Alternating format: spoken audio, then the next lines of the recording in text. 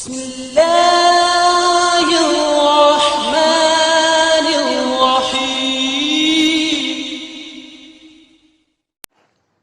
الف لام میم ذالک الکتاب لا ریب فیہ ھدی للمتقین۔ الف لام میم قرآن پاک کی 29 سورتوں کے شروع میں اس طرح کے حروف ہیں، انہیں حروف مقطعات کہتے ہیں۔ ان کے بارے میں سب سے قوی قول یہ ہے کہ یہ حروف اللہ تعالیٰ کے راز ہیں اور متشابہات میں سے ہیں۔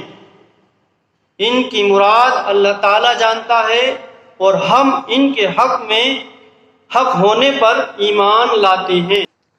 ذالک الکتاب لا ریب فیہ ھدی للمتقین، وہ بلند رتبہ کتاب جس میں کسی شک کی گنجائش نہیں، اس میں ڈرنے والوں کے لیے ہدایت ہے۔ لا ریب کوئی شک نہیں۔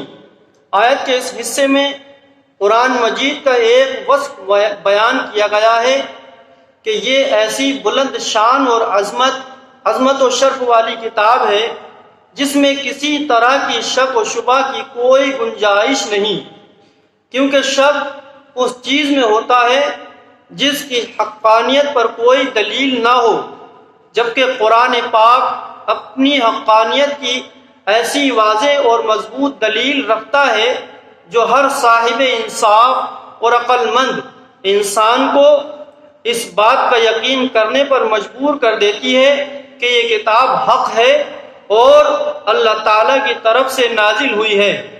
تو جیسے کسی اندھے کے انکار سے سورج کا وجود مشکوک نہیں ہوتا، ایسے ہی کسی بے عقل مخالف کے شک اور انکار کرنے سے یہ کتاب مشکوک نہیں ہو سکتی۔ ھدی للمتقین، ڈرنے والوں کے لیے ہدایت ہے۔ آیت کے اس حصے میں قرآن مجید کا ایک اور وصف بیان کیا گیا کہ یہ کتاب ان تمام لوگوں کے حق کی طرف ہدایت دیتی ہے جو اللہ تعالیٰ سے ڈرتے ہیں، اور جو لوگ نہیں ڈرتے انہیں قرآن پاک سے ہدایت حاصل نہیں ہوتی۔ یاد رہے کہ قرآن پاک کی ہدایت و رہنمائی اگرچہ مومن اور کافر ہر شخص کے لیے ہدایت ہے، جیسا کہ سورہ بقرہ کی آیت نمبر 185 میں اللہ تعالیٰ نے ارشاد فرمایا ھدی للناس، یعنی قرآن مجید تمام لوگوں کے لیے ہدایت ہے، لیکن چونکہ قرآن مجید سے حقیقی نفع صرف متقی لوگ حاصل کرتے ہیں، اس لیے یہاں ھدی للمتقین یعنی متقین کے لیے ہدایت فرمایا گیا ہے۔ الذین یؤمنون بالغیب ویقیمون الصلاة ومما رزقناہم ینفقون، وہ لوگ جو بغیر دیکھے ایمان لاتے ہیں اور نماز قائم کرتے ہیں اور ہمارے دیے ہوئے رزق میں سے کچھ ہماری راہ میں خرچ کرتے ہیں۔ الذین یؤمنون بالغیب، وہ لوگ جو بغیر دیکھے ایمان لاتے ہیں۔ یہاں سے لے کر المفلحون تک کی 3 آیات مخلص مومن کے بارے میں ہیں، جو ظاہری اور باطنی دونوں طرح سے ایمان والے ہیں۔ اس کے بعد 2 آیتیں ان لوگوں کے بارے میں ہیں جو ظاہری اور باطنی دونوں طرح سے کافر ہیں، اور اس کے بعد 13 آیتیں منافقین کے بارے میں ہیں جو کہ باطن میں کافر ہیں اور اپنے آپ کو مسلمان ظاہر کرتے ہیں۔